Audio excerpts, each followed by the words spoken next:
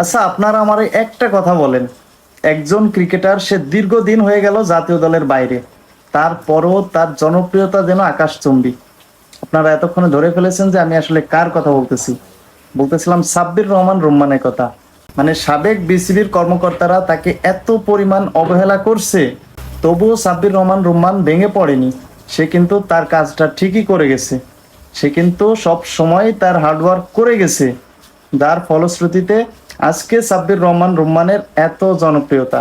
মানে বিষয়টা একটু ভাবেন, একজন ক্রিকেটার দীর্ঘদিন ধরে জাতীয় দলের বাইরে, তারপরেও মানুষ তাকে কত ভালোবাসে।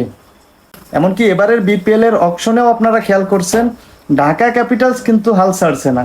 যতদিন না সাব্বির রহমান রুম্মান জাতীয় দলে আসতেছে, ততদিন পর্যন্ত লড়াই করে যাবে।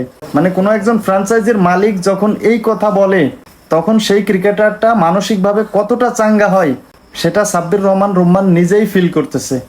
তো আপনাদের কাছে কি মনে হয়, সাব্বির রহমান রুম্মানের ভাগ্য ভালো যে এমন একটা ফ্র্যাঞ্চাইজি পাইছে, নাকি ঢাকা ক্যাপিটালসের ভাগ্য ভালো যে এমন একজন ক্রিকেটার পাইছে? আমি মনে করি ঢাকা ক্যাপিটালস এবং সাব্বির রহমান রুম্মান দুজনেরই ভাগ্য ভালো।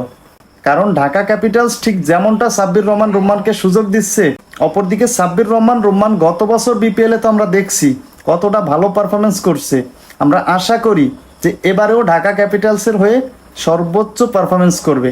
তো বন্ধুরা, আপনারা যারা ঢাকা ক্যাপিটালসকে সমর্থন করেন কিংবা সাব্বির রহমান রুম্মানকে ভালোবাসেন, অবশ্যই কমেন্ট বক্সে বলে যাবেন। ভালো থাকবেন সবাই।